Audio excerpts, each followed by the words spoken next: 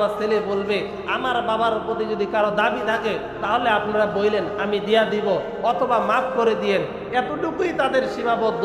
আপনি মারা যাওয়ার পরে 3 দিন পরে গিয়া হয়তোবা হুজুরদেরকে ডাইকা কোরআনুল কারীম খতম করবে আর পাবলিককে হয়তো বিরিয়ানি রান্না করে খাওয়াবে, হয়তোবা পরের বছর গিয়া একটু হুজুরের কাছে দোয়া করে নিবে, 3য় বছর গিয়া হয়তোবা নিজে নিজে একটু দোয়া করবে।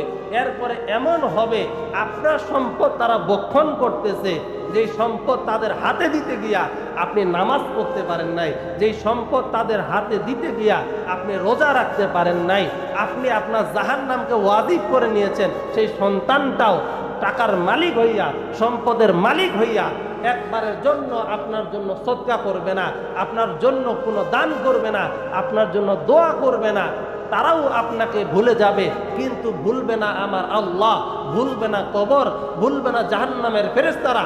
আপনি মৃত্যুবরণ করার সঙ্গে সঙ্গে ফেরেশতারা জাহান্নাম থেকে আসবে, পচা গান্দা চোটের বস্তা নিয়ে আইসা আপনার রূহটাকে বের করবে, রূহটা থলির মধ্যে নিয়া এই পচা কাপড়ের মধ্যে পেঁচাইয়া পচা এই গান্দা একেবারে চোটের মধ্যে নোংরা চোটের মধ্যে রূহটাকে রাইখা যখন আসমানের দিকে নিয়ে যাবে, সমস্ত ফেরেশতারা লানত করবে, দুর্গন্ধযুক্ত এই রূহকে আল্লাহ তাআলা না মাফ করুক, তার প্রতি আল্লাহ তাআলা গজব দেখ, এইভাবে আপনার লানত করবে।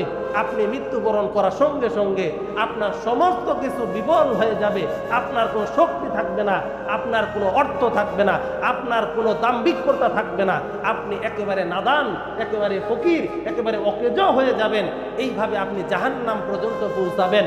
আল্লাহ আমার তো ভুল হয়েছে, আপনি আমাকে একটু জমিনে পাঠান, আমাকে একটু পাঠান। ওয়া আনফিকু মিম্মা রাযাকনাকুম মিন ক্বাবলি আন ইয়াতিয়া আহাদাকুমুল মাউত ফায়াকুল রাব্বি লাউলা আখরতানি ইলা আজালিন করিব। আয় আল্লাহ আপনি আমাকে আবারও দুনিয়ায় পাঠান।